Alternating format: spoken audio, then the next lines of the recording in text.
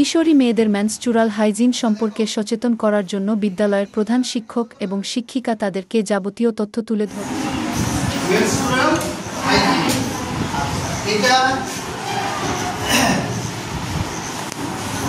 এটা শারীরিক প্রক্রিয়া, ঠিক আছে। মেয়েদের একটা বয়সের পর শুরু হয়, তারপরে এটা চলতেই থাকে, তারপর আবার একটা বয়সে গিয়ে এটা স্টপ। এটা কোনো রোগ রোজগার কিছু বিষয় নয়, এটা শারীরিক একটা প্রক্রিয়া, ঠিক আছে। এটা একটা বায়োলজিক্যাল সাইকেল, ঠিক আছে।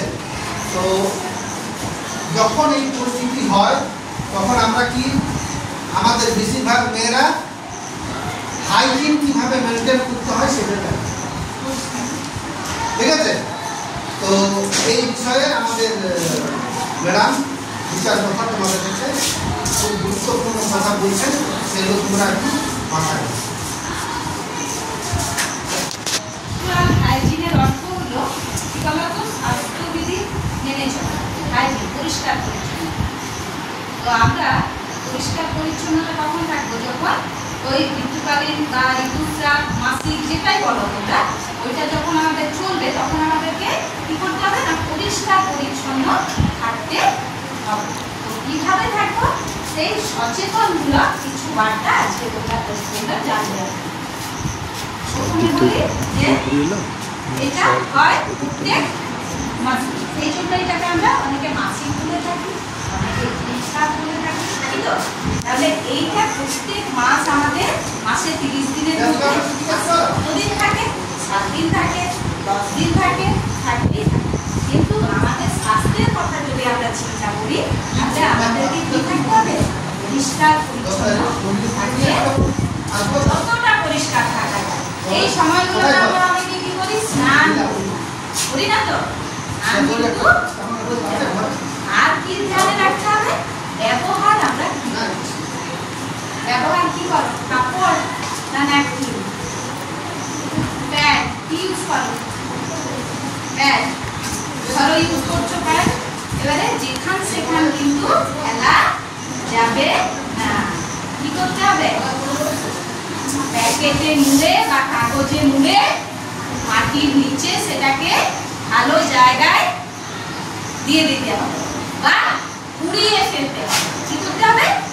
পুড়িয়ে ফেলতে হবে, আগুন দিয়ে পুড়িয়ে ফেলতে হবে, যাতে পরিবেশ দূষণ না হয়। কাপড়ের ক্ষেত্রে কি না, কাপড় যদি কেউ ইউজ করো বা ব্যবহার করো, সেক্ষেত্রে আমাদেরকে কি করতে হবে না, পরিষ্কার করে কাপড়টি কাচতে হবে।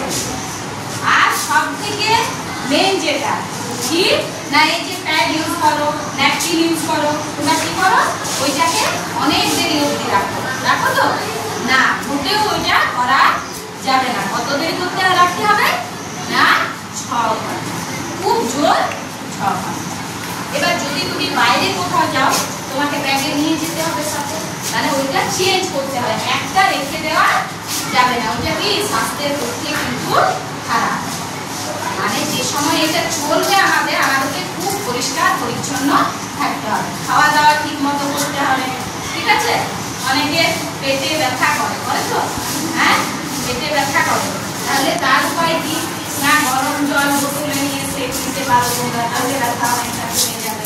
এইসব মানে মেন, আমরা যত পরিষ্কার থাকবো তত আমরা সুস্থ থাকবো স্বাস্থ্যের দিকে, বিশেষ করে এই সময়টা। কোন সময়টাতে? যে সময় আমাদের এটা চলবে, ঋতুস্রাব বা মাসিক চলবে, ওই সময় আমাদেরকে পরিষ্কার পরিচ্ছন্ন থাকতে।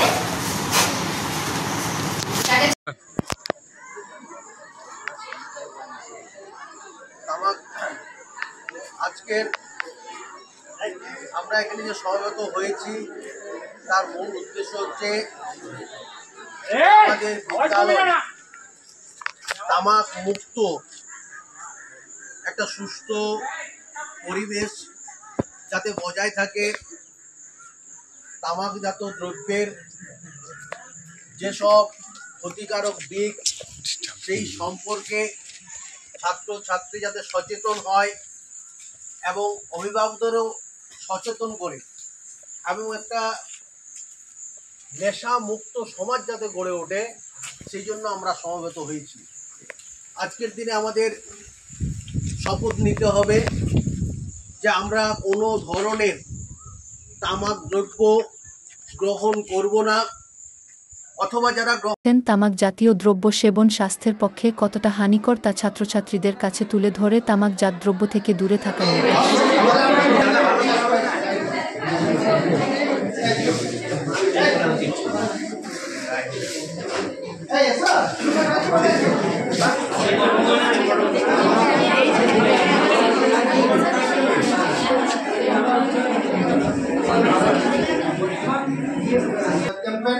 একটা প্রোগ্রাম হয়েছিল, আমাদের নোডাল টিচার ছিলেন আমাদের রঞ্জিত বাবু। তো সেই বিষয়ে তোমাদের কাছে বিচার কথা বলছি। অ্যান্টি টোবাকো ক্যাম্পেইন, তার মানে কি হচ্ছে? তামাক বিরোধী প্রচার, ঠিক আছে? তো আমরা এটা কেন করছি?